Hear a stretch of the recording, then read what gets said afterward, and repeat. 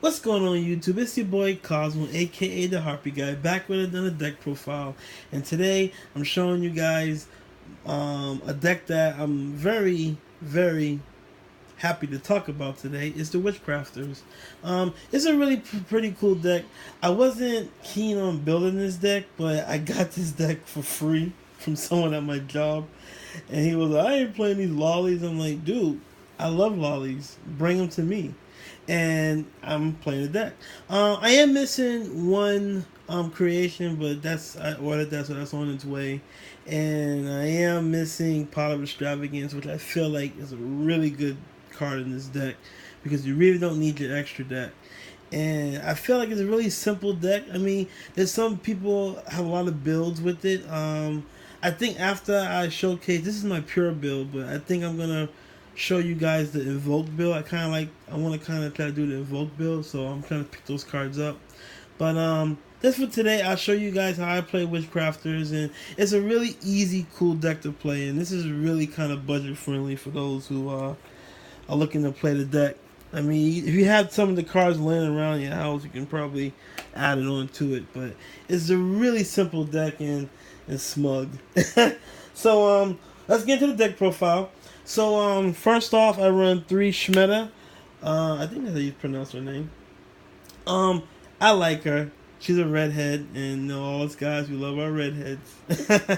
But Shmeta's cool. So the thing about Witchcraft is if you're not familiar what they do, so pretty much the girls that you can summon, like the level 2s and the 4, they have to tribute themselves, and then you have to discard a spell card, which kind of sucks. But the cool thing is the spell card can come back to your hand or back to the field, whichever one you discard. But that's the only downside to it, and this deck kind of like gets crushed by hand traps. But that's why we play Call by the Grave. But pretty much what she does is when you tribute her, you can send a Witchcrafter card from your deck to the graveyard. And most of the time, you want to send like Buy Street or Creation, and then you get those cards back, which is pretty cool.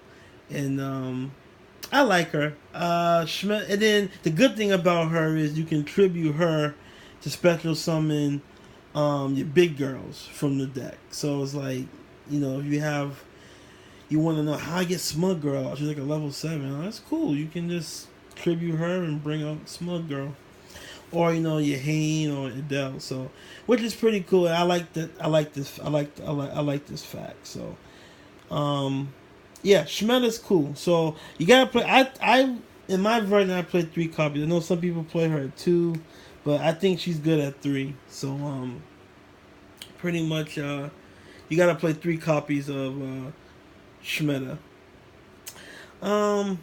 Next off, I run 2 copies of Pitor.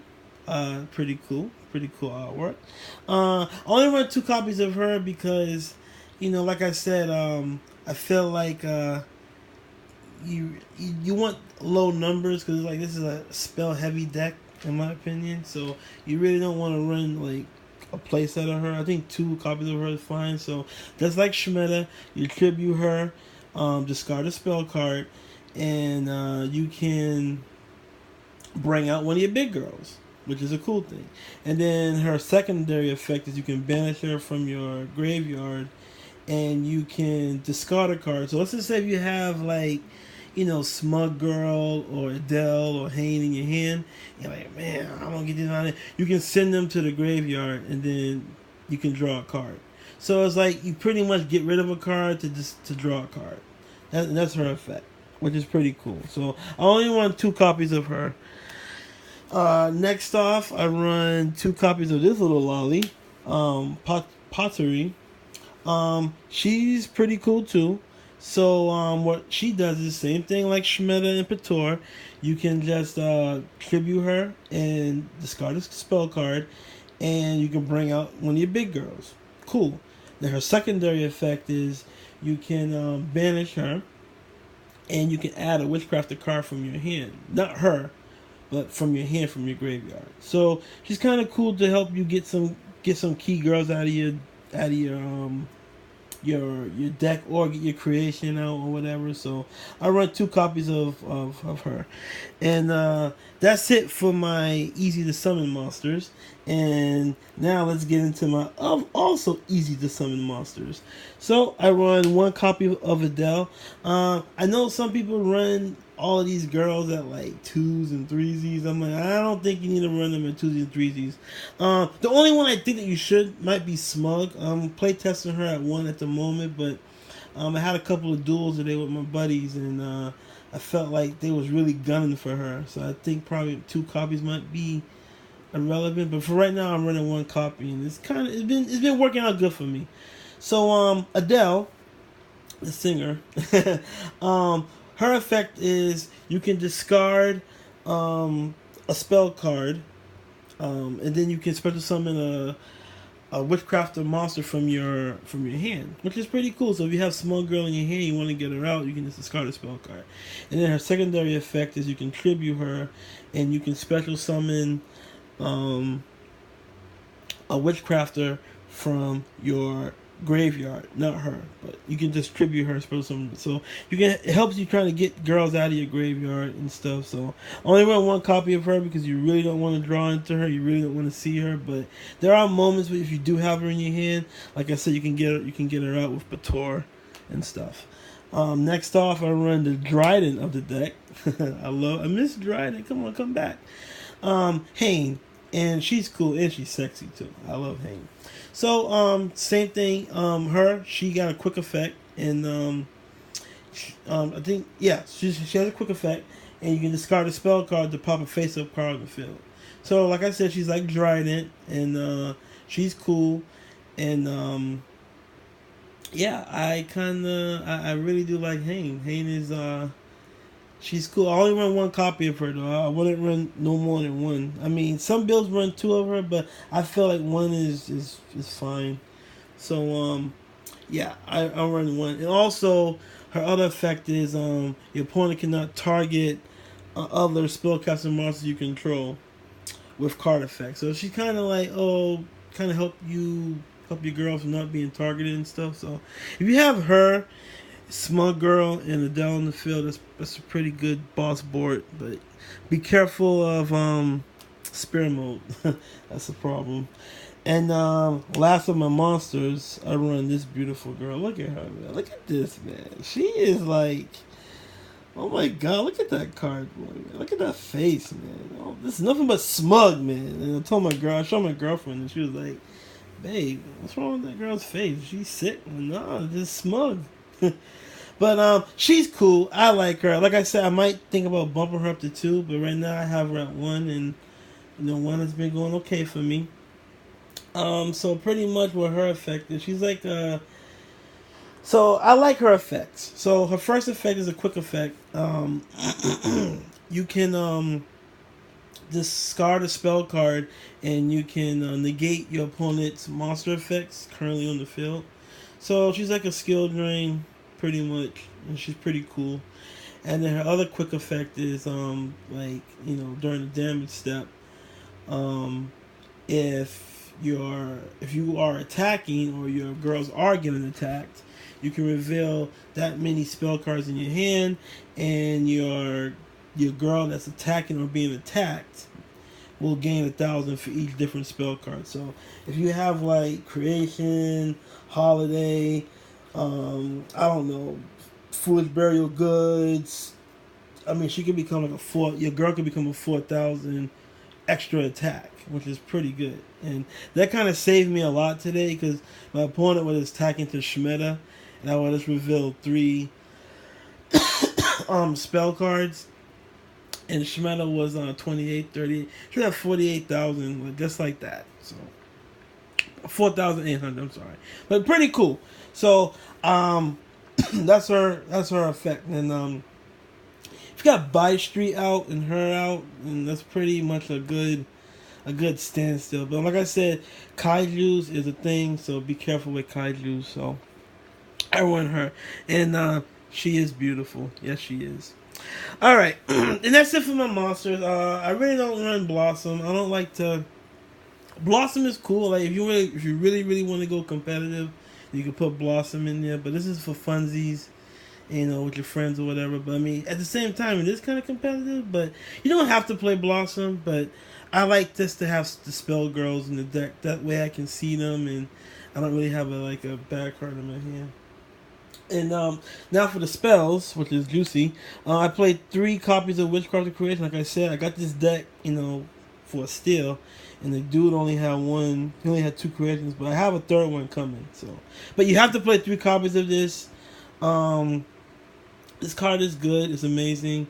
So what you don't know what it doesn't do is, or if you don't know what it does, is you can add a Witchcrafter monster from your deck to your hand. And yep, so it's like a searcher for the deck, a main searcher. And then the secondary effect is if you have a spellcaster monster on board, when you act a witchcrafter monster on board, while this card is in your graveyard, you can add it back to your hand. So it's like you have more fuel for Smug Girl or for your other girls next turn. So yeah, you have to run 3 copies, but the downside is you only can run one once per turn, and only that turn. So it's hard once per turn, but you have to run this card. So this card is really good. Sometimes when I'm in a bind, you know, Foolish Burial Goods help out this a lot. You know, Schmeta can help this out. So this card is amazing. So you got to run 3 copies of it. And I hate the proxy in the deck profile. I don't like proxying, but I wanted to show you guys the deck profile. So yeah, you got to run 3 copies of Creation. Next off, I run 3 copies of Witchcrafter Holiday. This card is at the Monster Reborn in the deck. The downside is you special summon the monster at the end phase, which is okay. But then the good thing is, if you have a spellcaster monster, witchcraft monster on board while this card is in the graveyard, you get to add it back. So it's a recurring Monster Reborn. And this also is a hard once per turn. But 3 copies of this card is good because it keeps recurring back to your hand at the end phase. So yeah, 3 copies of Holiday. Now for the onesies, I do run 1 copy of Witchcrafter Draping. This card is like a heavy storm on the deck. So no matter how many, let's say you have 4 Witchcrafters on board or 3 or whatever, you can destroy that many. Or not destroy, return back to the hand that many Witchcrafters that you control. So like I said, you have 3, you can push back 3 back to your opponent's hand, which is pretty cool. And I mean, I wish it destroyed, but it don't. So I only run 1 copy of it. And the good thing about this card is, like I said, if you have a Witchcrafter monster on board while this card is in the graveyard, you get to add it back to your hand. So it's more fuel. Keep having the fuel going. And that was the downside to this deck. Like, wow, you gotta get rid of a spell card. But yeah, if you run these can get them back. I mean, you gotta discard a spell card to get what you want. Yeah, but the good thing is you get this stuff back at the end phase. Alright, next off, I want 1 copy of Scroll. Scroll's pretty good. So if if your Witchcrafter were to destroy a monster, you can draw a card, which is cool. And then let's say for the cost of a discard effect from your Witchcrafter girl, you can send this to the graveyard instead. And then, like I said, like they all have that during the end phase clause. If you control a spellcaster or Witchcrafter on board, you can bring it back, but it don't go back to your hand. It goes back to the spell and trap zone face up. So it's like, yeah, you want to titty twister this? Go ahead. It just comes right back. As long as you got your girls on board. So I only want 1 copy of Scroll. You don't need to run no more than 1. And then 1 card that I am thinking about running at 2, which I really love this card, but it's Witchcrafter by Street. It looks like like Harry Potter world a little bit, but this card is amazing. I like to dump this to the graveyard with Foolish Burial or with Schmeta or whatever. Like, this card is amazing, and it combos off well with Smug Girl, because what this card does is, if your Witchcrafter monster was to be destroyed by battle or card effect, it wouldn't be destroyed the first time around. So the second time around, it will be destroyed. But this kind of prevents your girls from being destroyed. So like you can summon Dark Hole, your girl will be okay. but your opponent's monsters will die or whatever. So yeah, buy street is pretty good, and the same thing like scroll. If you use for a discard effect, you can just send this to the graveyard instead, and in the end phase, it just comes right back face up. So it's like a walk-in lost win. So I like this card. So I just might keep it at 1, but sometimes I feel like I need it at 2. But right now I got it at 1. So that's buy street. Now for the supporting cast, I do run Foolish Burial Goods. I run 3. This card is amazing. Help you fill your graveyard up and get some key cards in there. Next off, I run a really broken card. Secret Spellcaster's Village. Card is amazing. We all already know what this card does. Next off, I run 2 copies of Call by the Grave, getting rid of those pesky hand traps. Get rid of an Ash or a Dolan Lockbird is amazing, or other problem cards that you can't deal with.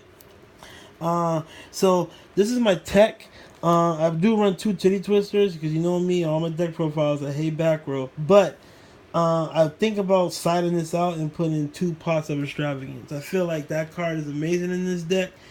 I know it's kind of pricey right now, but like this deck don't really need an extra deck. So you can just combo off well with Pot of Extravagance. Just get rid of 6 cards and banish them, and then just boom, you can draw 2 cards. Card's really amazing. I think Pot of Extravagance is important in this deck. So yeah, but for right now, I got 2 Titty Twisters until I can get my copies of Pot of Extravagance. So yeah, this card is pretty good too. It's a spell card. It's food for your hand. So, and if your opponent got some pesky back row like Storming, and my opponent today plays Storming Mirror Force, and I'm like, what the fuck, dude? Like, really? Storming?